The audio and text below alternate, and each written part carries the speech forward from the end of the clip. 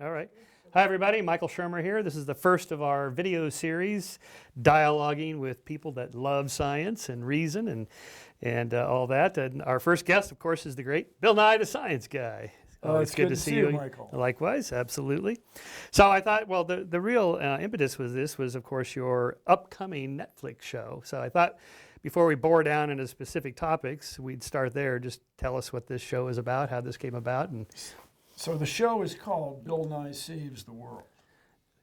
And that's your famous the line. For years I said change the world. Right. Oh, now it's save the world. Well, you got to take it up a notch. Yeah. The implication being change it for the better. Hopefully. So yeah. Yeah. So now it saves the world, which we thought was catchy and cool. Right. And here's the thing. With science, with the process of science, reason, you think you have a better idea than unscientific reasoning and bad reasoning and not thinking and not paying attention and not using your head. So that's why it's haughty, nevertheless heartfelt, to say we're trying to save the world. And we want to have a science, by we, I mean the staff and I, want to have we want everybody to get a scientific perspective of the world around us. There's all these problems in our society that are susceptible to analysis, as we say in engineering.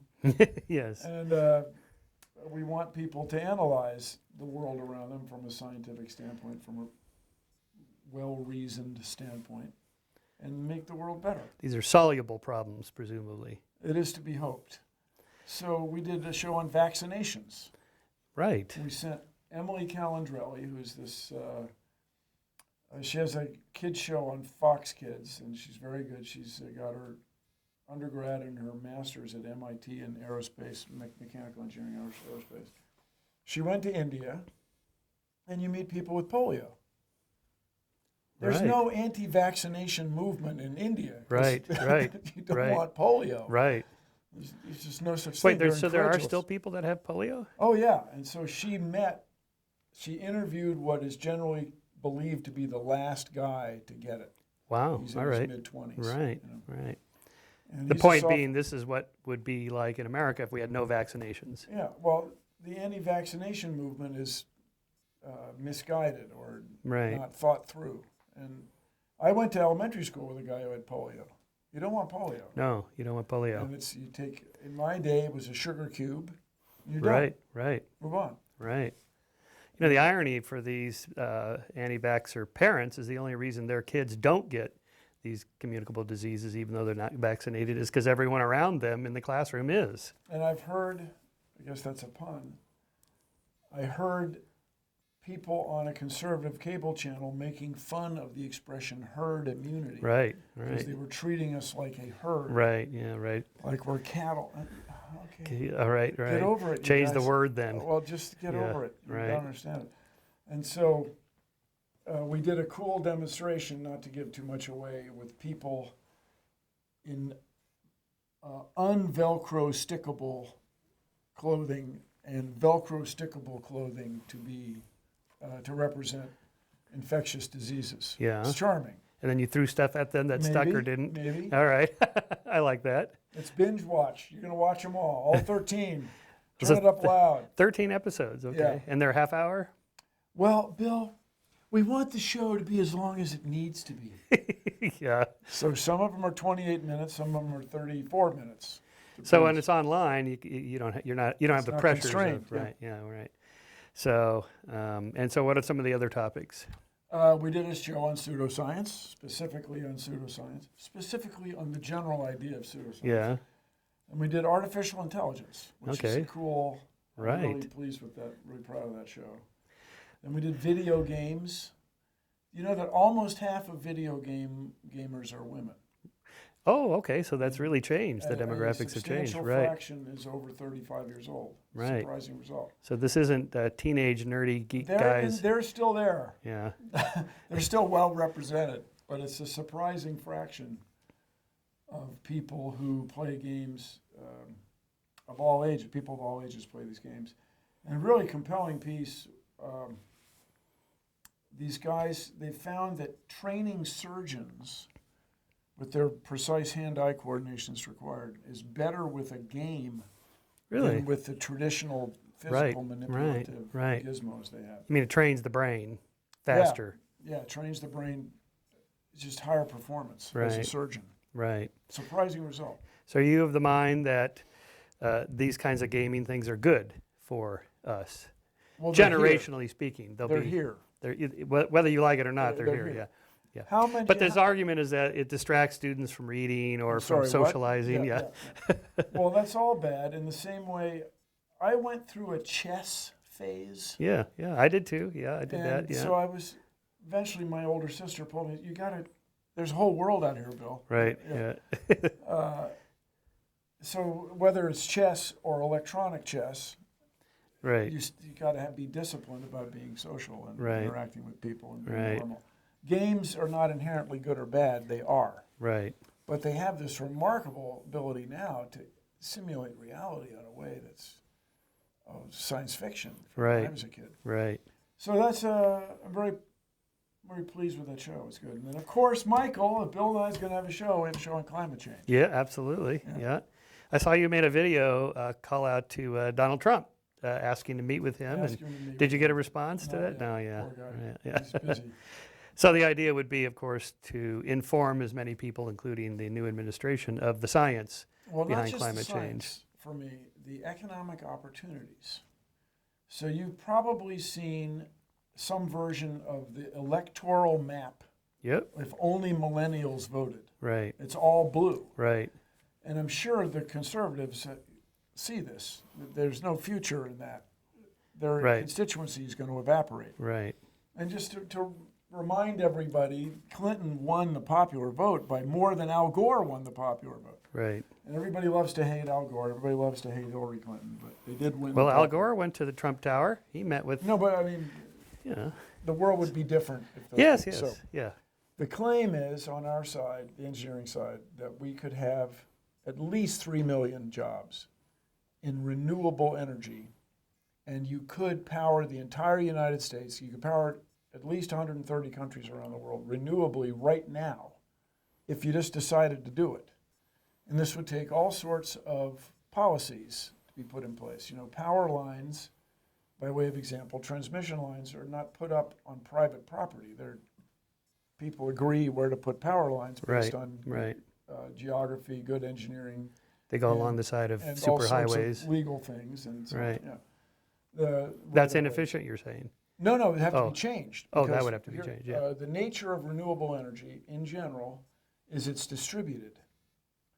Instead of having centralized power plants, where the electricity goes out this way, the electricity would be produced on every Walmart roof, on every warehouse, every factory, very large-scale photovoltaics. And the wind, where the wind blows the strongest is in the central U.S. or central Canada, where it's pretty far from big cities. So the power lines have to be designed for that. And you just have to decide to do it. And here's the thing about it that would be cool, which I hope would appeal to conservatives, is the jobs. Right. 3 million jobs. There's money to be made. In the U.S. that cannot be outsourced. Even if you build wind turbines in Sweden and import the turbine blades, you got to put the tower up here. Right. That's it. Like, come on. Right. And almost half of the people in the United States and Canada live in the Eastern time zone, 47%. And the huge unexploited resource there is wind offshore. So it's the same technology used for oil platforms. The continental shelf is relatively shallow. Right. I mean, you can't swim to the bottom unless you're some super guy. But those same workers could be reconfigured, redirected to make this free energy. I mean, come on, let's go. And so is it true that I've read these other numbers where you cannot replace all the coal burning energy factories with just solar and wind. It doesn't add up enough. But this is not true? The claim is that that's not true. Okay. That's the claim of the Solutions Project, that is not true. Yes. And it's because the old numbers are probably calculated on this, how it's distributed. That's probably the problem. Yeah, and I've heard the caricature of a guy, James Inhofe from Oklahoma, senator. Right, with the snowball. That's right. Finds a snowball and thinks Right. there's no such thing as global warming. And he said that the idea that you can replace light bulbs and prevent climate change is absurd. Actually, Senator, it's not absurd. If you multiply, in Oklahoma City, they're probably on the order of 1 billion light bulbs. If you were to replace all of them, Yeah, it adds up. yeah, That's all it can do is add up. If you Right. made all the light bulbs 15 times more efficient, nominal comparison of light emitting diode versus right, incandescent, right, yes, you would have a lot of energy right. that saved. So your appeal then to climate skeptics or deniers is instead of trying to overwhelm them with facts about climate change is real, human cause and all, you're just putting that aside and saying, look, whether it's real or not, don't worry about that. You can make a ton of money converting over, and it's a good thing anyway. Well, I'm not going to go whether it's real or not. It's real. Well, I mean, just in terms of appealing to where they're Well, standing. it's appealing to its jobs, Yeah, domestic right, jobs. Right. And what we want to do is develop those technologies because I grew up in the U.S. Got my engineering degree in the U.S. I got my license in the U.S. I worked in the U.S. for 20 years full time. I'm a U.S. guy. I want the photovoltaics to be built here, the wind Right, turbines to right. be built here. I Come would on. think the Trump administration would be That might attracted to appeal that idea. them. Yeah. So we'll see. Yeah. But it does seem literally incredible to people who grew up with fossil fuels. It seems literally incredible that there's enough wind and solar to run Right. the whole place. Yeah, it does.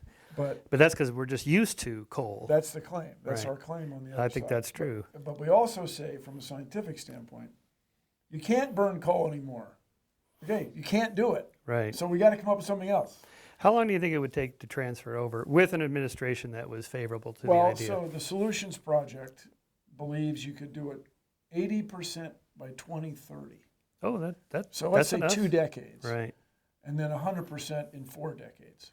So by 2050 something you'd be there. 2060, Yeah. you'd have it going. If you decided to do it. But it means everything. The technologies have to be tweaked. There's not a lot of extraordinary new technology. Then the regulations have to be in place, and everybody's got to take it on. The example I always give everybody, Michael, is my parents are both veterans of World War II. Mm-hmm. They didn't set out to be part of the greatest generation. That Right. wasn't Right. They were going to college. Okay, the world's ending. I guess we got to get to work on this. Right. And my mother especially talked about the denial that the Japanese military would never attack the United States. Right. Come on, that would Right. never happen. And Right. then it did, Right. and everybody got to work. The problem with climate change is it's like the slow Too motion. slow, right. Yeah. Our senses are not geared toward long-term, slow, gradual change. But everybody's noticing it. I was in Glacier National Park. I spoke with, pick a number, 12 park rangers. They're all, oh man. The glaciers are disappearing. Oh yeah. They'll have to change the name of the park. Sandy Hill Slope National Park. Right. And farmers. The problem for farmers in the Midwest now, the parasites, the pests, are showing up earlier and sticking around later. By a Right. few weeks. Right. Yeah. Yeah. But a few weeks of $10,000 worth of pesticides Right. is Adds up. noticeable in your bottom line. Right. So again, you're appealing to the economic Yeah. concerns. Well, I like this approach because, again, approaching conservatives without addressing their moral foundation concerns, which is attacks on capitalism, free markets, industry, the economy, and so on. That's what they perceive liberals to be doing by concocting this climate change business so they can pass more regulations on business. So you're kind of sort of doing an end run around that, which I like, because you can't just bombard them with facts. So one of my recent the frustration for those of us in the, in the fact-based world, I know that's what we do. But there's this thing called the backfire effect, where not only do they not change their mind if you give them the facts, dig in. they double down. Yeah. So this is primarily driven by cognitive dissonance, which was discovered by Leon Festinger when he investigated a UFO cult. because he wanted it. It's a famous story. In 1954, the world was going to end. The mothership was going to come. And this woman, Marion Keech, and her followers, a couple dozen, went to the top of the mountain to wait. And he figured this is a perfect opportunity as a psychologist to study what happens when prophecy fails. So this is his famous book called When Prophecy Fails. Would they stand there at 12 midnight, 12:05, and so on, no mothership? Would they go, well, this was a stupid idea? And in fact, what happened was, they're standing there getting, well, maybe it was Eastern time, maybe it's West Coast time, we're wait another hour, 2 hours, maybe it's tomorrow night, December 21st, and so on, maybe slightly miscalculated. Anyway, they then decided it's the next year, and they spent the following year doubling down to convert more people to join this group. So in other words, the cold, hard evidence in front of them, this didn't happen. Not only did not convert them back to their old life, can I have my car back? I mean, they gave away their belongings. In fact, it had the opposite effect. They doubled down. So there's been studies on this now, like after the Bush administration said there were weapons of mass destruction, and then there weren't. So they give students copies of memos or newspaper articles about these predictions, and then it doesn't happen. And the conservative students said, well, that's because they hid the weapons of mass destruction. The fact that we can't find them is further evidence that we know they had them. Whereas the liberal ones, of course, said, oh, well, I guess they don't have them then.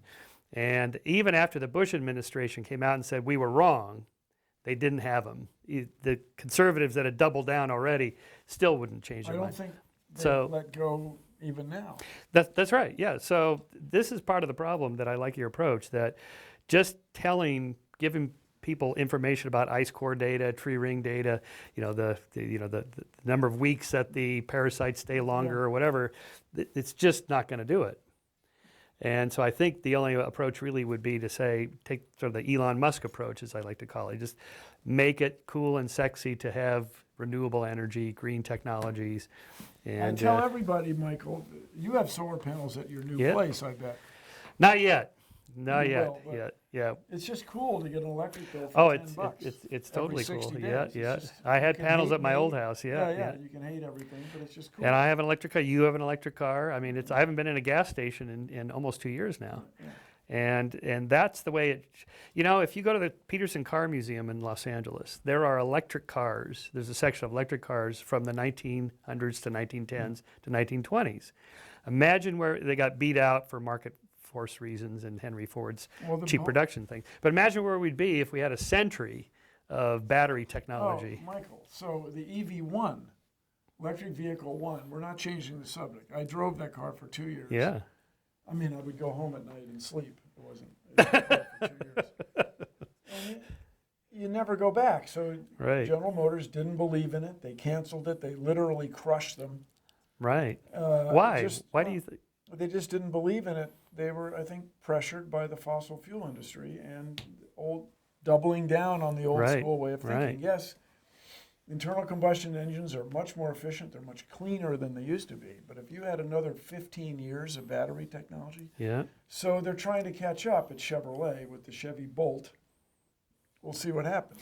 Well, see, I attribute this to Elon Musk. He made it cool. He made the car. They're expensive, but it's the first generation. The early adopters have to pay the higher price, but then eventually, everything gets cheaper, and that's already happening. So he's kind of forced the big boys to get back on the game. And bear in mind, Tesla does do business with BMW. I mean, there's a lot of car technology. Oh, yes, windshield wiper motors. Well, but Elon's given away his patents for a lot of his technologies. So there you have a nice example of an entrepreneur who also has a moral system, an ethical system.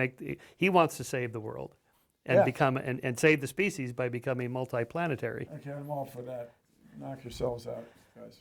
Well, you're not behind this, so 100%. No. I want to explore Mars. I want to look for signs of life on Mars. I will go there tomorrow. Robotically, you mean? No. I can come back. Oh, if you can come back. Oh, and the example I give you, everybody, is do you want to live in Antarctica? No. Right. Nobody goes to Antarctica to raise a family. Right. It's bitterly cold. Yeah. And if you're in the dry valleys, there's nothing to drink or eat or any way to raise food. And this idea that you'll live in this beautiful dome. Yeah. Just look at the trash we leave around, here and now. Remember the biosphere too? Yeah, it didn't quite work. It didn't work out, no. Because they underestimated the role of microorganisms. Right. which was a learning. Right. We learned something. Right. But it just ain't so freaking easy. Right. That's all. And so go there to explore. So you don't yes. think this is going to happen by 2050, more like 2150 maybe? Well, so all you do is set up a nuclear power plant and live in a dome the rest of your life. Okay. Yeah. It sounds that great to me. Yeah. And when you go outside, you're not outside. You're in a spacesuit. Right. Which is another capsule. Right. Just a little tighter fitting. Right. I just don't. What do you make of these? The only guy to think of that. What do you make of these people that say they would go even if it's one way and they're never coming back? I just don't think they've thought about it. And here's you'd what advise it them to go to Antarctica for a couple. Just months. try it for a couple hours, 2 years. Right. See what you think. Well, it gets dark there. Okay. Get some lights. So, people like us, European descent, and Elon Musk came from South Africa. These people came from Europe. They landed in North America. Oh my goodness. Shooting everything, eating it, raising crops in this fertile soil. Just marched across North America in recent times. In ancient times, people came from Asia, right? Marched across North America. Food's already here. That's on the hoof, ready to go. That's right. And so it got so out of hand, as I always say, when people got to California, nuts are growing everywhere. Salmon come up the Sacramento River bigger than your torso. All the protein you'd want. And it's so out of hand, the rocks are made of gold. That's how crazy it got in California. Right. I don't think it's going to be like that on Mars. Not like that on Mars, no. And the other thing you will notice right away on Mars is you can't breathe. Right. It's just not this. Now, what about the idea of terraforming it? So I think it's crazy. After a couple centuries, you'd have bubbling brooks and squirrels and. Okay, we can't even get catalytic converters put in, let alone. Okay, I'm not saying. Not saying don't do it. I mean, somebody might want to do it. Well, it's not. It's going to happen this weekend. And right. I was in Guadalajara, Mexico this year for the Astronautical Congress, which is big fun. And this is where Elon Musk and SpaceX presented their view, their vision. Very cool. Yeah. And as the image of Mars rotated, it slowly turned green, like it was subtly being terraformed. Right. That's done electronically. It didn't really happen. What? Yeah. But going there to explore is vital. Do you realize what it would be like if we found evidence of life on another world? A second Genesis. Well, it would be huge. It'd be huge. Because it would imply that it wasn't a one-off event here. That's right. Furthermore, what if it has DNA? Mars is smaller. Well, if it has our DNA, then we're probably the same. That's right. Same lineage. Mars is smaller, cooled off faster, oceans formed sooner, atmosphere sooner.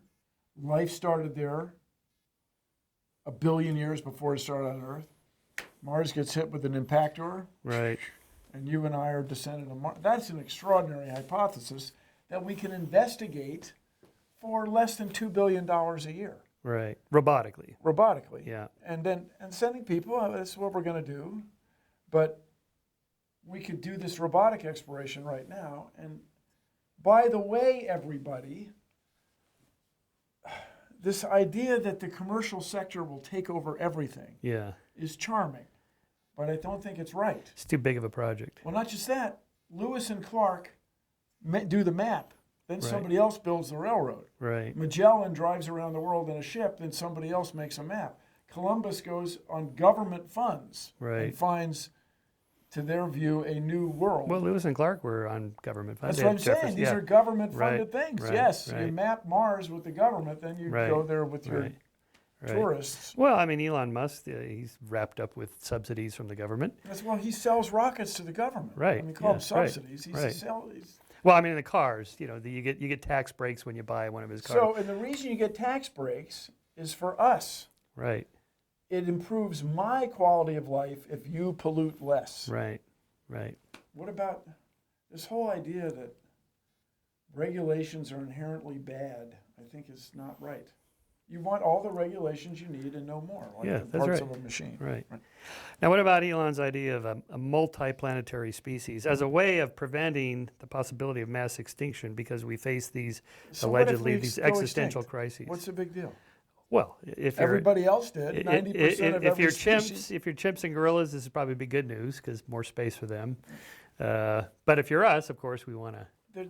I don't think in our lifetimes or Elon Musk's grandkids' lifetimes there's any chance of humans going extinct. See, you're more of an optimist like me.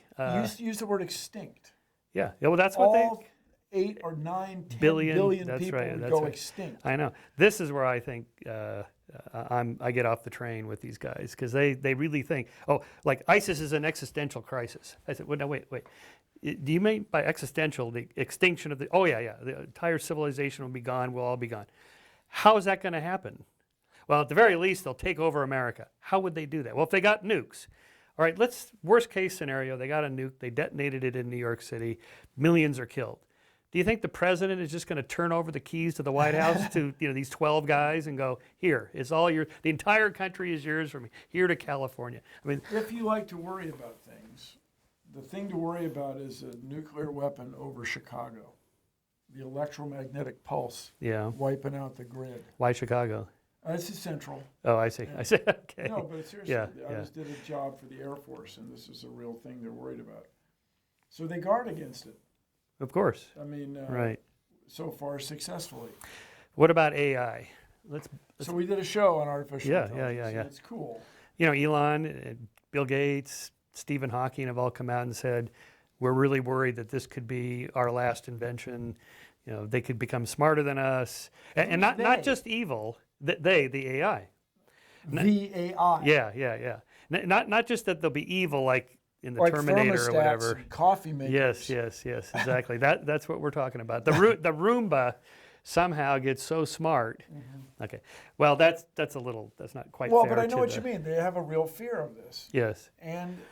And not that they'd be evil, but that let's get out of control. So Bostrom's famous thought experiment is the paperclip maker. So you have a machine that makes paper clips, and it becomes sentient or whatever. And how does it do that? And it just starts making paper clips, and it runs out of the raw material. So it turns this entire room into a paper clip. You and me are atoms, so we get made into paper clips. Pretty soon, the whole Earth is nothing but paper clips. So does it occur to anybody to unplug the paperclip machine? Well, the paperclip machine will be sentient and know you're going to unplug it and zap you before you can turn it off. Yeah. We on the Bill Nye Saves the World show, we had the coffee maker who wants to kill all humans, voiced by Neil deGrasse Tyson. Okay, very good. And what gives the coffee maker pleasure is killing all humans. But I'm not sure why that would be. Well, first of all, it would assume that an AI wants something, and to want something is an emotion. It's a desire. It's you get like a little boost of dopamine when you get it. The coffee makers don't have that. So what's the most recent event in your life? What's the biggest deal in your life? Oh, well, having a baby. Vincent. Yeah. Okay, that's what drives you, and I claim that's the result of evolution. So is artificial intelligence going to crave electricity or something? Right. So along the well, but they would argue yes, because it needs the energy to keep functioning. Okay, so could be. Yeah. But let's talk. It's incremental. You go to an airport. I assume most of your viewers have been to airports where you get on a train. There's no driver. The train goes from station to station. Right. Well, that's easy. It's not so easy. Right. Depending how many people are on, how much they weigh, how much their luggage weighs, it needs more electricity, less electricity. It has to slow down at a rate that's suitable for humans, but it has to go fast enough that you're pleased with it. It has to stop when it needs to stop. That's the start of artificial intelligence. Right. So your thermostat not only takes into account when you get up and go to sleep, it takes into account when you get up and go to sleep on the weekends, right? What time of year it is. Right. So it's making decisions for you. Then could it make it so you couldn't turn the thermostat up at night to be comfortable? Right. No, Michael, you shall not waste electricity. Right. That's when it gets creepy. But I can easily see, maybe not in our lifetime exactly, but in 30 years, big cities do not have cars. Right. Oh, self-driving cars. Right. Why have a human's big, complicated, wet brain drive a car? And we'll all just accept it. Yep. In the same way we accept elevators. I have a feeling my son, Vincent, will never drive a car. Yeah, in the 'Cause same way, he may learn to ride a horse for pleasure. Yeah, that's right. There'll be a group of people that drive cars for fun. That's right. They go out to a track somewhere, and they get to steer. Yeah, right. Like that, and shift And maybe. accelerate. Yeah, and Yeah, it'd be it's a gonna be big. amazing. Yeah, yeah. And, I mean, that's coming. So the lifetime of automobiles will be about a century and a half total in all of human history. It'll just be one little slice, horses and so on, and then driving cars, and then self-driving cars, and that's it. yeah, I guess. So you and taxi I are pods. just part of that. Yeah. Aren't we lucky? So, But so here's here's one of the arguments they make. To be fair to the AI doomsayers, so you take something like the trolley problem. You know, the trolley problem where the trolley's going down the tracks, and it's about to kill the 5 workers, and you're standing at the switch. You throw the switch, it kills the 1 worker. Almost everybody goes, yeah, of course I'd throw the switch, kill the 1 to save the 5. Okay, so you're driving along in your self-driving, fully autonomous car. There's one person, you, the driver, and the brakes go out, and there's 5 people in the crosswalk. Does it plow into the 5 people and kill them, or does it veer right and plow into the pole and kill you? What do you program into the car? yeah, okay. Here's what we ought to do. Okay. We'll make the brakes triply redundant, so that's not what happens. Well- Instead, the failure mode. Yes, The yes. failure mode is it stops. So technology is the solution to these moral dilemmas. Or engineering. Yeah, well, So, yeah, right. And by that I mean people with a goal of making the car inherently safe under any condition imaginable or heretofore run across, Right. and then having enough redundant systems in it to It ensure won't that. fail, right. Furthermore, making it so you cannot sell a car that doesn't have these systems Right. because of regulations. When I was We a kid, already have those well, I mean, if for you, reasons. well, that's our That's side your of point. its claim. Yeah, Right, so yeah. when I was a kid, no cars had seatbelts. It was this cool feature. Oh, yeah, you could yeah, order yeah. cars with Right, seatbelts. yeah. And my dad was a visionary. He had seatbelts put in. But in the center of the front bench seat of the Chevy Bel Air, it did not have that. Slammed on the brakes. I hit my head on the steering wheel. You did. And it was many years I had a deviated septum. It wasn't until I got my nose broken by a guy's elbow playing ultimate frisbee that the face surgeon goes, you know, you've broken your nose before. No, I haven't. Oh, yeah. Bill, I remember. My dad said, oh, you remember you hit your head on the steering wheel. So Right. we don't need to have cars that have to make that decision. Let's go upstream of that. Since you've thought of that failure mode of the 5 people to 1 person, let's Right. make it so we never encounter that. Right. Just this morning, all over the United States, is all these car wrecks and death from icy roads. Yeah, yeah. There's hardly anything less efficient than roads. 30,000 a year dead. And so, you know, Yeah, these yeah. guys, I'm not saying it's the same, but people show up with machine guns and cause a lot of trouble. Yeah. Meanwhile, we're killing 30,000 people in Right. cars. I know. So these are all, it's Well- everything all at once. Right. That's right. Well, it's the psychology of what you can control and not. So we fear the things we have no control over. The suicide bomber. It could be this And guy. artificial could be that guy. intelligence. And AI, we don't know what's coming. Right. It's a little bit like, well, I think it's a little bit like nuclear power. You can't see it, you can't taste it, can't smell it, whatever. So it's sort of the boogeyman. Don't you think nuclear should be in the equation of Well, energy in the Solutions sources? Project analysis, you don't want to shut down any nuclear plants. Okay. What about building more? No. Well, that takes years. Okay. Nobody wants them. Yeah. Okay, and to bring it top down is very hard. Right. I saw one thing on one website. Now, this doesn't mean it's true, that somebody in the Trump administration's appointees is proposing going back to Yucca Mountain.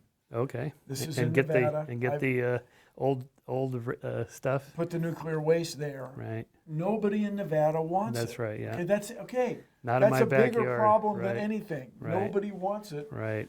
And the other little problem is the place leaks. You know, Right. It's remote, or it used to be remote. Right.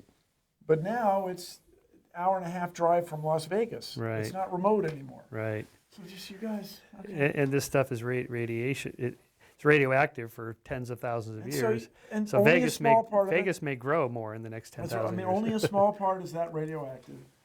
But the unanticipated thing with nuclear power, as I understand it, was all the low-level waste. All the rubber gloves and smocks and everything that get radioactive, and you can't, there's no economical place to put them till they cool Right. off. Right. And just to do anything on the scale of Roman civilizations, when you start measuring time scales in 10 Roman empires, that's a pretty haughty approach to the future. Right. And so the biggest problem the nuclear industry faces, I think, is their history of having bad problems. Right. As they say, low probability, high consequence. Right. Well, Stuart Brand, the Whole Earth Catalog guy, he's the Long Now Foundation, long thinking. They had that clock that ticks for 10,000 years and so on. He's pretty pro-nuclear, small nuclear. Well, this would be great if you could make them the size of a scuba tank and put them at the end of the block. But nobody wants it. Yeah. Why? Because of this fear of the high consequences of... In the case of, at any one time, there are about 100,000 oil wells. And once in a while, there's a problem. Deep water horizons. People freaked out. Freaked out. Yeah. Okay. Well, that was a high consequence accident. So 430 commercial nuclear power plants. Right. One of them almost blew up, 3 Mile Island. It didn't. Right. And the evacuation plans had people on this side of Harrisburg, Pennsylvania, going that way, and people on this side going that way. Yeah. It just wasn't thought through. Then Chernobyl blew up. It blew up. Well, they shouldn't have ever done that. Well, they did. Okay. Right. And then Fukushima. Right. I do a job for Toshiba every year, National Science Foundation. Everybody in that Japanese company knows somebody or knows somebody who knows somebody. Affected by that. Yeah. Yeah. Well, they shouldn't have built that power plant right next to the ocean. Well, they did. Yeah. And so you would not get into a car that blew up 3 out of 400 times. Right. I mean, so the nuclear industry has been its own worst enemy in a way. Right. I mean, it's a great idea. You dig it up, fish in it, put it back in the ground. Cool. But it's turned out to be way harder. Well, we're still on the subject of climate. So I like to break it down into 5 questions. So we're talking about the same thing. Is climate change real? Yes. Is it human-caused? Yes. How much warmer is it going to get? It depends. What the consequences will be and what we should do about it. So these last 3 ones, to me, it seems like the further out on the time horizon you go, the wider the error bars go for predicting. Like how much warmer will it get? 4 to 7 degrees centigrade is the centigrade, you mean Celsius. Celsius. Sorry, He's an old man. That's right. It's okay. Sorry. Yes. So over the course of, say, by 2100, it'll be maybe 7 degrees, 4 to 7. 2100, 7 degrees. That's a catastrophe. Man. Okay, but is it? How do we know? So that's the next question. What are the consequences Here are of the that? consequences. How do you know? Half the people in the world live on the ocean, live on seacoasts. Yeah. As you get the ocean warm, it gets bigger. Right. Things get warm, they expand. Those people are going to leave. But now the claim is that the sea levels have been rising about the same level they have been since like 1850, when it started to be recorded, that it hasn't been artificially rising. Is this not true? I'm not going to try to dispute that specific claim because it sounds like cherry picking. It may be. Yeah, it might be. I'm not also, sure. since 1850, more and more people have moved to the seacoast. Yes. So in these analyses, I think it's getting worse and worse. But I guess here's the consequence. Yeah. Those people are going to leave. It's not going to be that the Statue of Liberty is up to her waist in ocean water. Right. It's that on the floor of every lower income house in Miami, not Miami Beach where the real wealthy people live, but in the city of Miami, in New Orleans, Galveston, Texas, Pensacola, Florida, Norfolk, Virginia, there's going to be this much water on the floor that you can't get rid of all the time. Right. So people are going to leave. Right, of course. They're going to go move someplace else looking for a job. And where are they going to go, and who's going to build the road to their new job, and where's the new factory going to be, and what's going to happen to the seaports? They're going to have to be reconfigured. Okay, you can build seawalls for a while, but it's not cheap. Right. All this crap. And that's in the developed world. In the developing world, people are displaced with no place to go at all. No roads, no cars. This is going to lead to conflict. So you're worried about the economic consequences and then political. Well, then, yeah. And so if we do nothing, when do you think that would happen by? Well, 2050, there's going to be enormous populations displaced here in the U.S. And I'm talking about Norfolk. That's like that city. I've been there. I've had lunch there. It's lovely. Yeah. People are going to leave. They're just not going to put up with it. And in Miami now, you can't get insurance for your car, collision insurance, because all your wheels get rusty. Right. Because the water in the parking lots is like this all the Right. time, these king tides. Right. They happen often enough. It's just, okay. Whereas they didn't happen before. Yeah, they didn't happen before. Right. And because the ocean's getting bigger. Then if you like to worry about things, it's very hard to tie any cold weather event to climate change. But hot weather events have been tied directly to climate change. And as you may know, and so people die, and when they die, that's bad for them. It's bad for the city, and they stop paying taxes. How about that? But the counter to that from the other side is that, but fewer people die when it's warmer than when it's colder, so the net effect is it's better to be warmer. Oh, gee whiz. Oh, come on.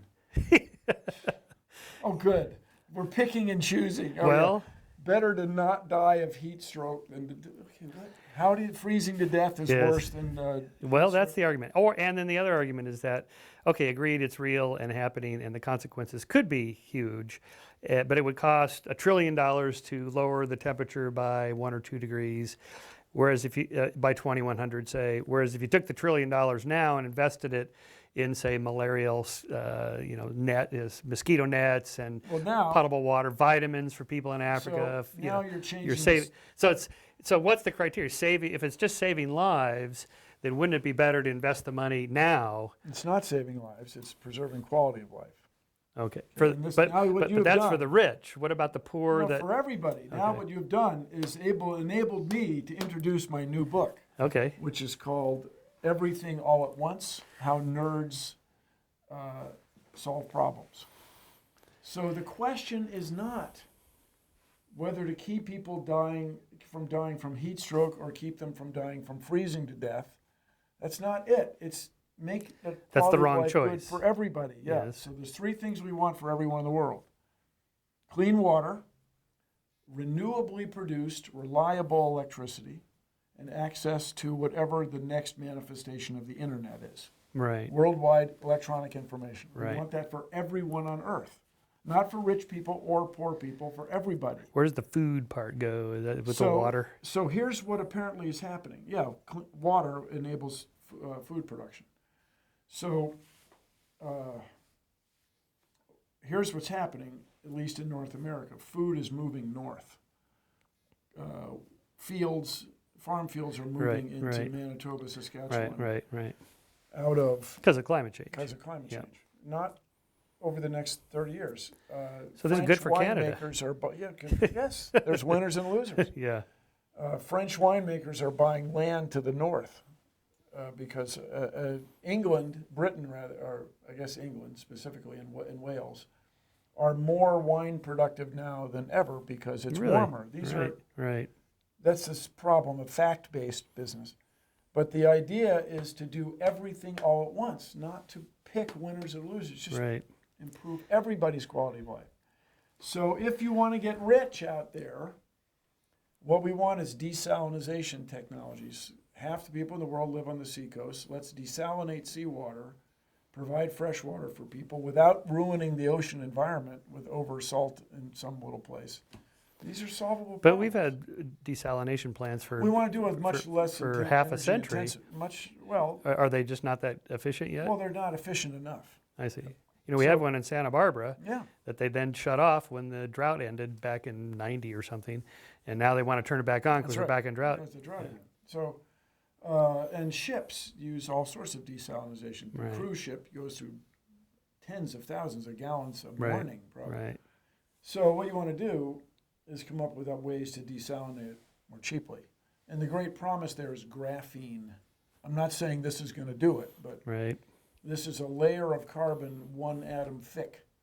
And apparently what they call the slip length of salt water is longer than the thickness of the graphene sheet. So you filter the water in conventional means, get all the particles out of it, and just gently push it through the graphene.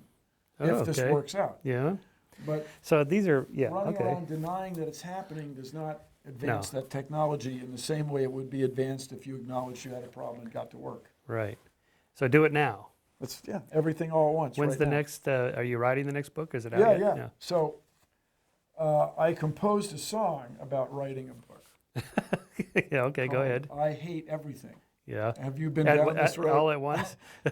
Just writing a book is just like pulling your own teeth. It's Yeah. just such a Well, drag. You've I been like it. Well, I enjoy writing. So if I don't write a couple hours a day, I feel the same way as if I don't ride my bike every day. Okay, but writing a couple hours a day is one thing. Yeah. Getting it organized in a book and Yeah, negotiating well, with the publisher and going yeah. back and forth with the We have the editing. same. I think we have the same publisher, right? You're still with St. Martin's? No, I'm now with Rodale. Oh, you're this. I thought you had a 3-book deal with. No, it's 2 books. Oh, okay, so Rodale is. I'm not burning bridges. I just Yeah. Okay, I didn't know that. All right. So when will Do It All at Once come out? in the spring. And, All right. So you're done now. No, that's the thing is the. Wait, editing you're not back done and with your. forth. Oh, so you're back and forth, and your book is coming out in the spring? Yeah. Oh wow. Okay. That's why they call it work. Yeah. Yeah. All These right. are these little things. Right. It never stops. It's asymptotic. Yes. You know what I mean? Oh, I know. Yeah. So let's shift topic slightly, although on many people's radar, religion is one of the factors that could halt all of this cool stuff we're talking about. I mean, people that think that none of this matters because the afterlife is coming soon, or that we don't want Western ways of living because, our more insular, Shia law kind of life is better for us and so on. This is a real thing. I mean, people, the Russian ambassador to Turkey was assassinated this morning. So, Putin's going to go crazy over this, I'm sure, and, more conflict. So to what extent are you worried about? How are you tying Putin to religion? That the guy that killed him, killed the Russian ambassador in Turkey, was given a lecture at an art museum. Oh. And he was assassinated by somebody who yelled out, Allahu Akbar. So regardless of whether Putin's an atheist or not, it doesn't really matter. This is going to raise tensions between Islam and the West, by which to them is anybody that's not Muslim. Yeah, Well, to and the hardcore. to the hardcore. Yeah, but the hardcore is not trivial. trouble. I mean, Islamists are those who believe Sharia law should be imposed, everywhere. And that's probably at least a third to a half of all Muslims, which is 1 billion people. So that's a half a billion, a third to a half a billion people. That's a lot of people. So here's what I say to us Yeah, and to North Korea. yeah. Just pump the internet in there. If you made the internet available to everybody, I don't think those things can sustain. Just because half the people are women. Right. That alone is going to cause them trouble. Right. In the long Because they don't want to be oppressed, you think? I don't think so. That's my sense. Because So- of human nature? You mean our nature is to want to be free? Like information wants to be free, Well, I don't humans think want to be free. You also want to be fair. Well, but by free, I mean autonomous choice. I get to decide what I want to do with my body, with my money, with my life. Well, that the government can't, or the state, or the religion can't control me. I don't think that's necessarily true. It's a consensus. That's why we have laws. Yeah, no, I'm not going down the libertarian path. No, I'm saying that I'm asking you that because you said women, maybe women more than men are going to get tired of being oppressed. Yeah, that seems reasonable to me. And that as a the guy and that the over on this side. internet access will show them there are people that are living a rather different and happier life. Yeah, Is that what you? that's what I'm speculating. Yeah. Yeah. Yeah. And you can't. I don't think you can control people if once they learn to read and write and Yes. communicate. I Yeah, don't think that's all I meant. Yeah, so giving and I think women there's a lot of historic precedents. giving women education, Yeah. access to birth control, and because it's mostly women that determine sex, as we know, they decide whether it happens or not, and they also mostly control family size when they have the technology and the choice to do so. Mm-hmm. And this is what drives population numbers down. I should say the rate of population growth decreases when women have education, access it. to birth control, and Educating choice. women and girls. That's Right. the whole thing. Right. So let's go. And you do that, if you can, by making the internet available. Have you worked on this problem of girls leaving science and math classes by 8th and 9th grade? So yeah, here's what we want to do. Make algebra more important earlier. So algebra is apparently the single most reliable indicator of whether or not a person chooses a career in math and science. It's not clear that it's cause and effect, but it seems like it might be. Algebra. So we want to have lower stakes algebra earlier in your academic career. Like 6th grade or 5th grade or something. 4th grade. Okay, 4th grade. Start doing letters representing numbers Yes, much yes. earlier. Symbolic. And don't come running to me about, well, what about art? Yes, we need art. Okay, yes. And this whole thing of STEAM instead of STEM. Oh, I haven't heard this. You haven't heard STEAM? No. Oh, Science, the A is art. technology is art. Science, technology, come engineering, art, and math. No one's suggesting we take Shakespeare and Michelangelo out. Now they're STEAMed. Okay. Science, technology, engineering, art, math, design. Oh, design. Okay. So pretty soon we're going to come up with an acronym that we spell school.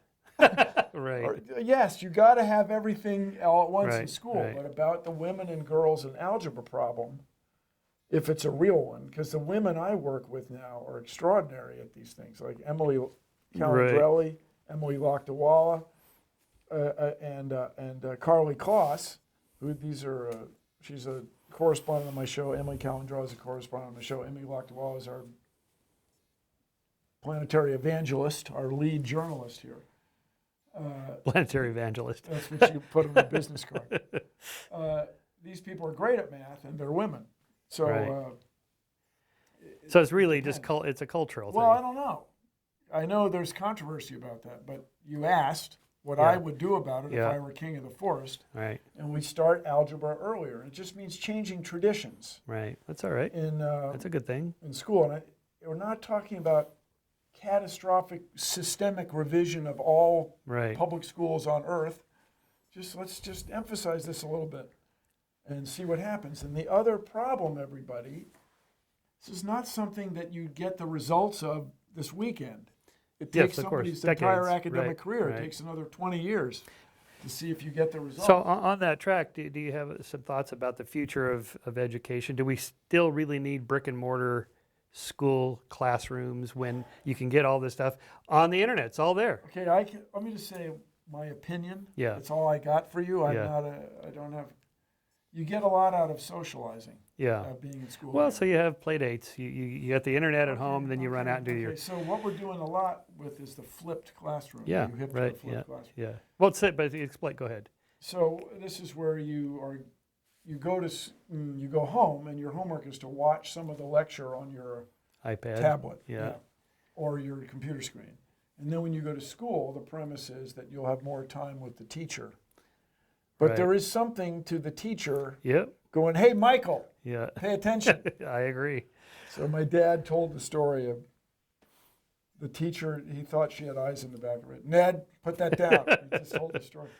So there is something about socializing. Now, I'm of a certain age. I grew up in brick and mortar schools. Maybe my perception's all wrong. Yeah. No, me But too. I think it's still necessary. Yeah, well, But the internet people, what do we need that for? It's just it would be like the Khan Academy. You watch these 5-minute units, video units on. and those are pretty good. Yeah. And also television, like text messaging, really engages people.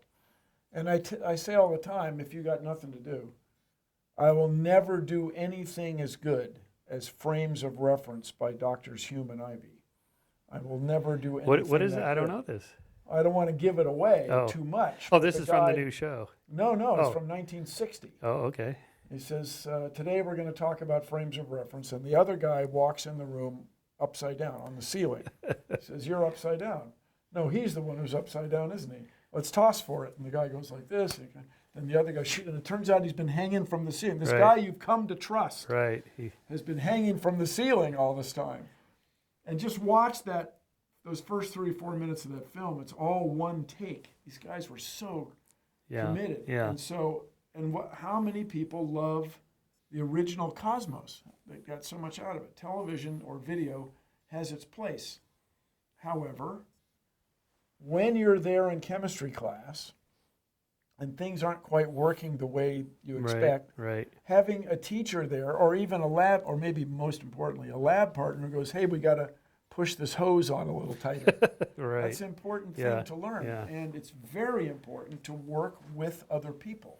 Right. Nobody builds a computer just by himself. Right. Nobody makes computer chips lithography by himself. You need giant vacuum chambers and a snack bar, a cafeteria for the workers to be together. And Right. come on. So this whole idea of never interacting with it, just getting it off the internet sounds I fun. agree. But I don't think it'll but work. yeah. And I think we have enough experience to know that that's true. I teach a class at Chapman called Skepticism 101. Oh, right. How Sure to think. You do. Oh, sure you do. I've never heard that one. So they I all bet you have to. have. So I they bet all you have to. They all have to give an 18-minute TED talk. You know what I should have said was, really? You've never heard that joke? That's right. There you go. TED Talk. Yeah, so they all have to do an 18-minute TED Talk. So they have to figure out, so first of all, the pressure that they have to stand in front of the classroom and give this talk. And they've all seen, a million TED Talks. It's a big thing now. And but they have to organize their thoughts around a single theme. I give them the little booklet they give you for TED on how to give a TED Talk.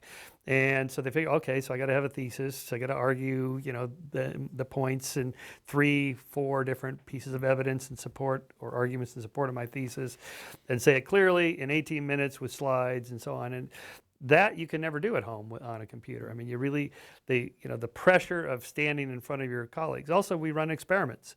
We do like the golf ball finder, the water dowser, the Ouija board, these sorts of things in class. Like, okay, let's actually test to see if this golf ball finder thing I have can actually find golf balls. How does the golf ball finder supposed to work? Well, the little hand is called the Quadro golf ball finder. It's out of business now. The guy's in jail for fraud because he turned it into a bomb detection device. So basically, it's like a handheld device like this with a radio, like a little antenna that swivels like this. So it's balanced where if you just hold it and try to hold it steady, it's hard to do. It's it swivels. like water witching. It's a water witching thing, yeah. So it has a chip on it that allegedly has a piece of golf ball in it. So the like vibrations find the like. So the guy that gave this to me was a dentist who from Encino who drove all the way to the Skeptics office, wanted us to test him. And he said, I said, well, where do you find the golf balls? He says, well, at the country club where I golf. I said, well, imagine that. Golf balls at a golf course, yeah. How does it work? Well, it points and I just walk and I look and I walk and I look until I find a golf ball. There's no shortage of golf balls lost in the weeds. Right, so, and then this guy, the Quadro Corporation guy, started selling it to high school principals to find marijuana in students' lockers. So you piece of different chip on the, yeah. So you just walk down a hall with, banks of lockers on every side. It swivels, you open it, and eventually yeah, that's right. And then he hatched, after 9/11, he hatched the idea of selling it to security agencies around the world to find bombs. So you put some you put a little thing, and then you, like at a checkpoint when cars go by, you do this kind of thing. And so the golf ball finder was, like $50. The marijuana finder was like $900. The bomb detection device was $50,000. He got greedy, and now he's in jail. So, so how would we test that, right? So I don't tell him. I said, well, so how do we know? So they kind of deduce just by reasoning, like, okay, well, let's say we could put a golf ball here and nothing over there, but I know that it's there. Okay, you got to put a box over it, and I have to leave the room or turn my back, so I don't know which one it is, and then how much better than 50%? If I got half of them right, would that be good? Well, no, you could get 50% by just guessing, right? All right, so flip a coin, yeah. So you tilt this thing and the antenna swivels. It's probably very sexy. It's actually hard for it not to swivel if you move at all. And that's how the water witching thing works, or the Ouija board, it's the ideomotor response. And so all of that you have to do. I mean, it makes a difference to do it in person. You see it, you interact with it, and so I'd agree with you on that. All right, mindful of our time, so let's go through just a few of the other hot button topics that agitate skeptics and scientists and free thinkers. Consciousness and sentience. So I don't know if you thought about this, the hard problem of consciousness, So what I want to do, if we get renewed, is do a show about the brain and the nature of consciousness. Yeah, good. And I am open-minded, of course. Yes. But it's got to be a gradient. It's got to be. Of course. Here's why I say it. I go to the zoo. Yeah. I look at those guys, yeah. the bonobos and the gorillas. Yeah, yeah. And they're looking at me. Yeah. So there's something there more than in the dog or more than in the... They're thinking something. Right. And I tell you, there's a guy named Vip. That's the gorilla's name at the Seattle Zoo. Yeah. VIP? VIP? I guess. Okay. He's a VIP. All right. And he looks at you, and he is ticked off. Yeah. Yes, you can Yeah. get a sense of I that. don't get it, man. I can break you in half. Right. I'm a vegetarian. I can tear you limb from limb, and yet you got me in here, and Right. you're out there. What? Right. I Right. hate you. Right. And there's something going on. And the other thing I say, I wrote about this in my first book. There was a guy, Undeniable. Ivan. Yeah, Ivan's a gorilla, and he was brought to the U.S. when he was very young. Estimates vary. He's 2 years old, and he lived with a family in Tacoma, Washington. And he was a cute pet, and they had fun. But then he got to be the several hundred-pound Yeah. gorilla Yeah. in the Yeah. house. Yeah. So he was relegated to this weird concrete enclosure in the basement of this old-fashioned department store, the B&I. And it was back before Target, before Walmart. This was a local, has-everything store, hardware store, garden store, clothing store. And you go to visit him as a Seattleite, and you go, the guy was bored. I mean, you don't have to know anything Yes, about of gorillas. course. He's Right. bored. He's Yeah. not really angry so much, Yeah. just bored. Right. Then do-gooder groups moved him to the Atlanta Zoo, where he had all this open space and Yeah. girl gorillas. Right. Yeah. You could just, I'm telling you, don't have to do anything about it. The guy was happy. Right. He's walking around. Right. I got it going on. Yeah. And so there's something to Yeah, his yeah. perception of the world that's just like mine. Right. Just Right. like mine. So there's got to be a gradient. Now, Because those guys, they don't. On a related topic, there are people that think zoos are not good. Oh, yeah, because I'll it's go all for of that. it. That's Yeah. very reasonable. I'm not arguing for or against Yeah, zoos. okay, I'm right. saying I learned something Right. from two different zoos Right. Right. about us. Right. But, animal rights activists, they take the scaling down quite a ways down, including to fish, what it's like to be a fish. Yeah. And therefore we should not Yeah. be eating, not only not cows or chickens, we shouldn't even be eating fish. I can understand that argument. I'm Yeah. not going to get on one. And certainly octopi are Yeah. believed to be very intelligent, Right, or they right. show evidence. Yeah. Okay. Okay. But every fish you'll ever meet, with very, very few exceptions, makes its living eating other fish. Yes. So you They eat each other, so you why may not? feel great about not eating fish, but fish eat other fish. That's Yeah. the whole thing. Right. Right. Any fish of any size. Now, of course, they would argue the counter except to that is whale shark eats krill. right. Oh no, eats.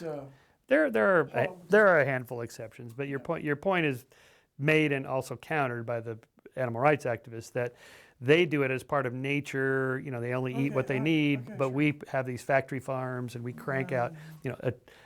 Billions of lives are killed, and yeah, I'm not going to get on one side or the other of yeah. this. But you're not a vegetarian. No. No, But yeah. I wouldn't be surprised if I am by the end of next 2100, no, year. By 2020. 2020. You should join the reducitarian movement. So I. Do you know these guys, the I reducitarians? think I might be one of them. Yeah. I eat so much peanut butter. Right. You get everything, mostly you get what you need from peanut butter. Peanut butter is amazing. Yeah. I'm not saying it's the key to our future. I just really enjoy it. What do I you eat put so it much on? Popcorn. What do you put? You put it on bread? You On put it in apples. apples is good. Speaking of evolution and farming and agriculture, modern apples are so good. Oh, unbelievable. Just huge. Man. Yeah, I just had one on the way Get an down here this envy. morning. Yeah. All right. Okay, how about the free will determinism thing? Another agitating thing that skeptics I like certainly to... feel as though I have free will. Yeah, yeah. If I'm wrong, Well, you do, it's- and I'm determined, and I have free will, and you're determined. That is, we each feel like we're free, but we treat each other like we can shape each other's behaviors. Well, and I think this nature versus nurture thing, there's no doubt that my upbringing affected me. My goodness, my physics teacher, what about that right there? What about Mr. Lang? He changed my life. Right. If I hadn't met him, everything would be different. If I haven't had my father, whose big thing was... Well, short of parthenogenesis, you wouldn't be here either. Right. But in other words, how can you... I'm just not... It's very hard to convince me that it's not some of each. Right. You're telling me it's not nature? It's all nature? It's all nurture? Well, no, the doesn't seem reasonable. determinists would say it's both, of course, but that you're not making the choices you think you're making. Oh, and that whole thing, should I go right or left? Right, Yep. left, right. Yeah, yeah. Chicken or fish? Yeah. Corn or polenta? Corn or polenta? Corn or Yeah. polenta? So the neuroscientist scanning your brain knows before you do That's right. which choice you're going to make. Which choice you enunciate. That's right. So this is my response to that, is that it's still your brain making the choice. Yeah. It's just downstream a little bit. And there's multiple parts of your brain, the modular brain. So it's like having an iPhone with a bunch of apps on it. It's still the phone making the choices, regardless of which app it is. Exactly. And in any case, it's an important thing to investigate because it may affect our understanding of aging and dementia. Certainly may affect our understanding of childbearing. You mean just studying the brain? Yeah. And Well, plus, so it's just cool. The compatibilist position is that that we live in a determined universe, of course, but that the choices we make, which are part of the causal universe. Ask you to slow down. The compatibilist? Yeah, compatibilists. In English, you just make up words, and you're in good shape. So this is what philosophers do for a living. I'm not one of them. I didn't make the word up. Yeah. I think it's cool. It's really important. But go ahead. Yeah, so the compatibilist position is, well, Dan Dennett holds that position. I do. And it's the majority position. There was a survey done of 3,400 professional philosophers and graduate students. That's how many there are, apparently.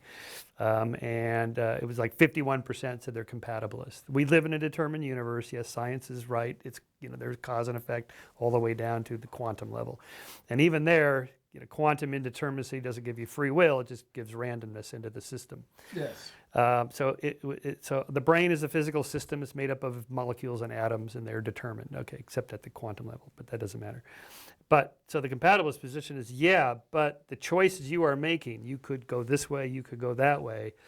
It's all determined, but you're making a choice. You could have done differently. You could have picked the polenta instead of the corn, but the next night, even if you make the conditions exactly the same, you still might pick the corn rather than the polenta, something like that. It's all determined ultimately in the big picture, but that the choices in your brain are free, sort of free, in that sense.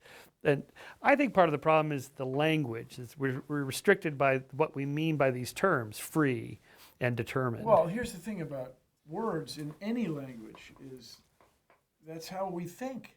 We create words to describe what we're thinking. Right. So to say that words constrain us, make up a new word, compatibilist. Right. Yeah. Okay. That's it. Yeah. Fine.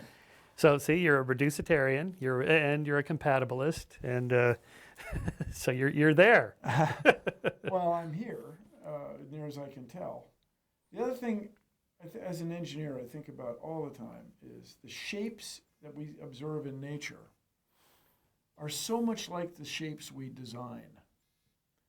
And I think about like the spout of a milk carton, compared with the pistil of a flower, or what have you. Okay. That it makes me really think that the observable universe is a real thing that we need to respect. Yeah. And the second law of thermodynamics is a real thing, and the arrow of time is a real thing, and so or a real phenomenon. Do you know this? I just read this paper called "The Second Law of Thermodynamics is the First Law of Psychology," and life. Right there, I say, like, wow, like, dude, that's so out there. The second law of thermodynamics means the integral S over T, delta T, and so, entropy, right? So all of life begins with pushing against the gradient of entropy. You have to get energy and put it into the system and move the atoms around, or else it just disintegrates, right? Entropy. So, I spent time with our mixed feeling guy, head of Monsanto. Oh, yes, right. And modern agricultural scientists talk about energy. How much energy is in the corn? How much energy is in the soybeans? That's how they describe their business. Right. And I'm not sure people in Thomas Jefferson's time did that, even though they were serious agriculture. It all comes down to energy. Yeah. So the last time we did a conversation like this at Caltech, you were skeptical of GMOs. Now you've had a change of heart. You're a GMO guy now. Well, GMOs are not inherently bad. Right. They are what they are. They're a tool. They're another tool. And by the way, when you watch the Netflix show Bill Nye Saves the World, We had a great panel on that, on GMOs. We had Yeah. a great show on GMOs. And we had the head of the U.S. Department of Agriculture who wrote the report. We had a 7th-generation farmer from Iowa. And we had Rob Fraley, the head of Monsanto, Okay. all arguing their... The 7th-generation farmer was anti-GMO? No, she, it's a woman. Yeah. She used some of each. Okay. Each has its application, different Right, field, different right, soil conditions, right. different yields you're seeking. Is it that the Monsanto makes a profit on it that bothers people, you think? Well, I think what it really is, Monsanto made Agent Orange. Oh, you think it goes back to Yeah, it's yeah. associated So with other things? Monsanto made Agent Orange because they got a government contract. But they got a government contract because they had the capability to make this stuff. Right. But- But that's not what you hear on the left. It's that people like Bill Maher complain they're evil because they not just make a profit on it, but that they force these farmers once they start them. This is where this movie shows you the influence of video, talking about the flipped classroom and how Right. engaged you get with a video. Right. So this movie, Food Incorporated, depicted Monsanto as this evil company Yeah. that forced these guys, farmers, to use their product. They Right. didn't use it, they sued them. But it turned out the guy who's crying in the movie was reported by his neighbors Oh, because they had signed the contract and they had honored their contract, I see. and he was trying to skirt it. I see. So He wanted the benefits without paying for it. that's one Interpretation. Argument. Yeah. Okay. And the other thing that's interesting that we learned, that I got from this panel, I'm not a professional farmer, although I do have a small garden, is that they would never consider reusing seed from last year. Right. Because not just Monsanto, but DuPont is the other big company. They Right. make Pioneer seeds. It's very competitive. They are always trying to make better seeds. We talked about apples a few minutes ago. Right. They're trying to make a better apple. How can it get any better than they're so good? Than the Envy, than the modern Right. Granny Smith, than the pink Lady. Ooh, that's a good apple. So, in other words, it's very competitive, and farmers want the latest seed. That's a little bit of irony, is they don't reuse seed Right. anymore. That's sort of Thomas Jefferson's time. Right. With that said, Monsanto is a big company, but it's not the biggest company. Right. It's not Apple. It's not Apple Computers. It's not General Motors. It's in the top 500, but it's Right. not Right. top 50. Right. It's number 200 or so. It's a big Right. company, Right.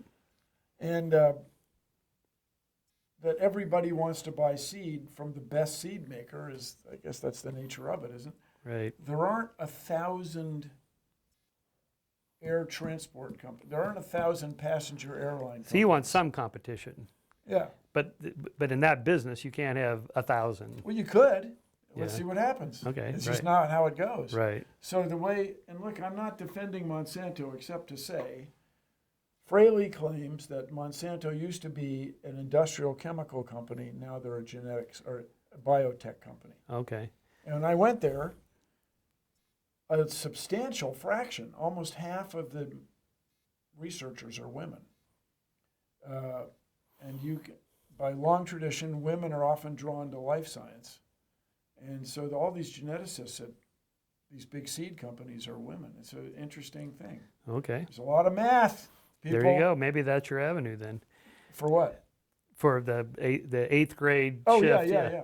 Well, but keep in mind that my view of this is messed up because I deal with all these women who are really good at math.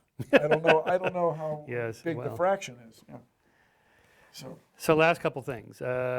When people ask you what are your politics, you say I'm a progressive. You're progressive. Okay. Okay. And what do we all want? We want liberal social policies with strong fiscal policies. What does that mean? Strong fiscal We policy? don't want to be in debt, Yeah. and we want everybody to have a high quality of life. Okay. We don't believe government is inherently bad, Right. which is popular Right. right now. And Well, I don't know. I mean, Trump is not a small government. Was well, not a the small people government that are- candidate. The people that are influencing him Yeah. claim they are. Yeah. Until it comes to the military. Yeah. So what is it? We're recording this at the end of 2016.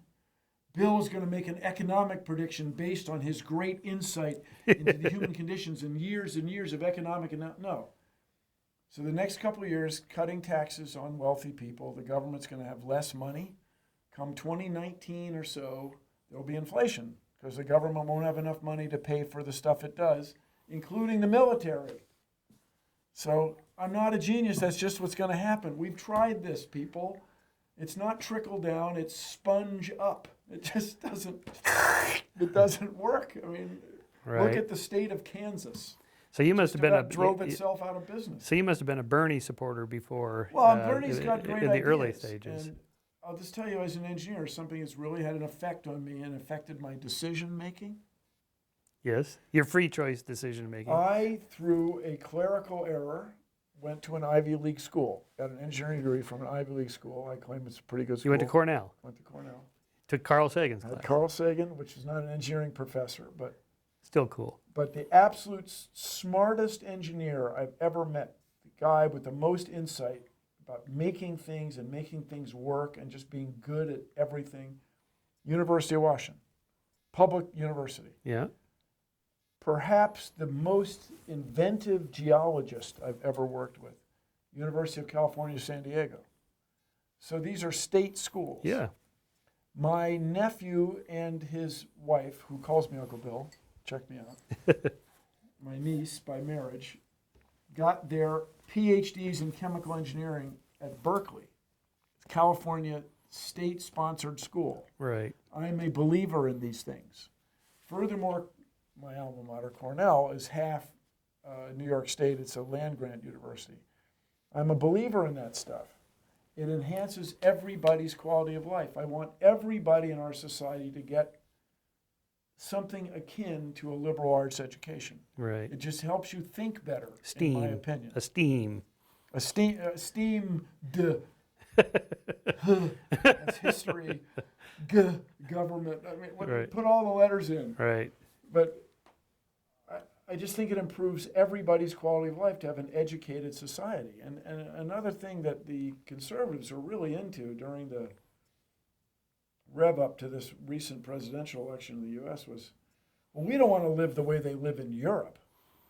Actually, it's Are a you pretty sure? good. Have It's you a been pretty to good Denmark? life. Yeah, Are you I've sure been to Holland Europe. sucks? My wife's from Germany. It's a great country. You sure it sucks? Yeah. Really? Yeah.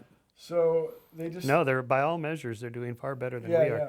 I mean, if you take measures, even things that social conservatives are worried about, like abortion rates, teen pregnancy rates, STD rates, suicide rates, they're all lower in these European countries than here. In fact, of the 19 most advanced industrial Western democracies in the world, we are last on all those measures I just rattled off, and we're the most religious.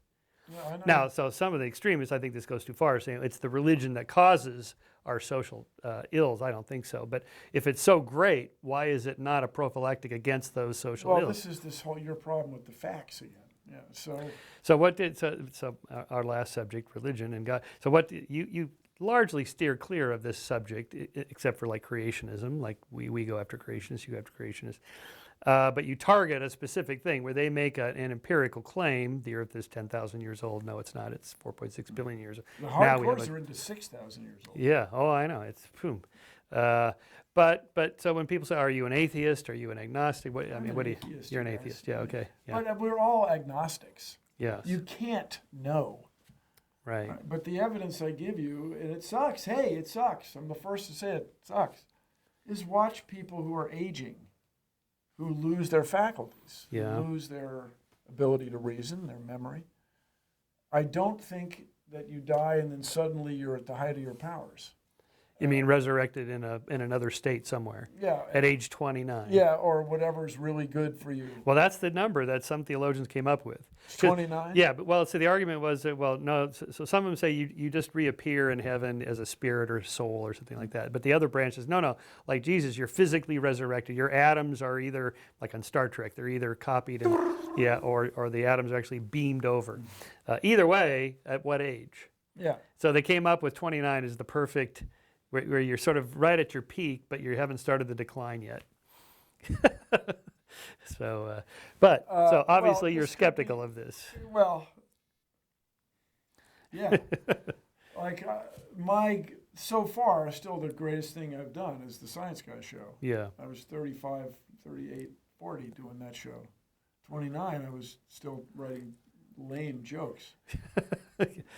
So we could push it up a little bit. So 60 is the new 40. Yes, those of us who but just I watched recently my turned 60. grandmother, who lived to be 96. Yeah.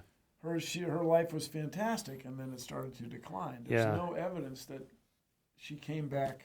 So we're about the same age. You're 61. I'm 62. Yeah. Or maybe, do you find yourself looking at the obits a little bit more than you used to? No. Yeah. You're not just. You don't think about this. Yeah, I think about it all the time. You do. Yeah. Because people I went to high school with, people I went to college with, are dead. Yeah, some of them. And just this morning, I got news of this woman I was in a commercial with in 1982 who was just beautiful. I'm sorry, I have tremendous respect for her as a person, but she was striking. You had to wear this stuff under your eyes just to look at her smile. Anyway, she has cancer and is not doing well. Right. Because we're of a certain age now. Right. It's to get you down, Michael. Entropy. Yeah, so, and also from an evolutionary standpoint, speaking of 29, 29's when women start having babies in their 38s and 41s, there's a lot more trouble, postnatal trouble. And but I mean, in terms of like the bigger picture, like what's the meaning and purpose of life, these sorts of things. Some people spend a lot of time worrying about it. Others, I hardly ever think about it. The meaning and purpose of life for you is to have kids and pass your genes on. That's the meaning and purpose of life. That's one level. Well, yeah. The meaning of life for me is trying to leave the world better than I found it. That's Ned Nye. That's my dad right there. Well, that's what all of us should be doing. Well, the word should. The Shia hardcores feel that they're leaving the world better than they found it with every sniper shot they take. Right. So, but they're wrong. Okay. We have disagreements for sure. So another amazing thing about the United States, I mean, I was born here, so I'm not objective, is that you can have this change of power without violence. Right, not once. Have we had a coup? Yeah, no. Well, now and then, stuff goes badly wrong. Hey, if it didn't happen with Nixon, I don't think it's going to happen. Yeah, oh, man. But this latest one is really something. Well, this will be a good test for my particular thesis of optimism about moral progress. You should write a book. I might do that. I might call it the moral arc. The moral arc. New York Times bestseller. But I mean, in terms of they make great gifts. That's right. I have a case, right? Yeah, well, you should. And it's bundled with so the first one was undeniable, then unstoppable, and this one's everything all. So you're going for a multi-word title. Yeah, finally. Yeah. No, that's the kind of thing that makes book writing so hard. Is arguing about the title. That's right, and usually the publishers want the final word on that, which is frustrating. Pretty much get it. So I wanted to call undeniable. I wanted to call it the fact of life. Okay, I like that. But undeniable is also good. It's okay. Yeah. And Ken Ham in Kentucky is still going. Right. They got. Have you been to the Ark? Been to the Ark. You did. And they have about half as many people as they projected. Oh. So far, they've broken 400,000, but they were hoping for 1 million. 1.2 million. Okay. All right. So. Was it pretty lame or is it impressive? It's impressive and horrible. Yes. I mean, car wrecks are impressive. Right. Yes. Yeah. Well, that's what I mean. Yeah. So, but I mean, it doesn't. If you were a believer, if you were a young Earth creationist, and you walked in there, would you go, "Oh, this is hokey," or would you go, "Oh my God, this really reinforces what I"? Yeah. Okay. That's what makes it horrible. Yeah. So the big concern I tell everybody, and I've said this many times, is the young people. Right. You grow up in a society that pitches this idea that the Earth is 6,000 years old and provides all this seemingly compelling evidence of it. Right. It's not good. You are not going to become a scientifically literate person able to participate unless you, in the Mormon sense, lose your testimony. Right. Unless you go against your family and everything they've taught. Or you do what most people do and employ what I call logic-tight compartments in their brain. They just keep the religion over here and they keep the engineering over there, and they don't let them conflict in their head. So this is what Answers in Genesis does. They use Facebook and Twitter like crazy. I know. Derivative in every way of our electronic technology, derivative in every way of our understanding of chemistry and physics, to promote their obviously wrong ideas. Right. Yep. Well, I want to be mindful why of we your fight time. the fight, Michael. We're fighting it. We're just doing it So each I in our will own just way. say, for the camera and everybody, this is quite an honor. On the cover Oh of well, your magazine, you're going to be got on the cover of Skeptic. We've had Carl Gould, Sagan, Carl Sagan, Stephen Jay Gould, Isaac Asimov, James Randi. what am I doing there? Well, because you are a game changer. You know, Just trying to change the the point world is here, that, yeah, Michael. that's right. We would like to engage with people that want to make a difference.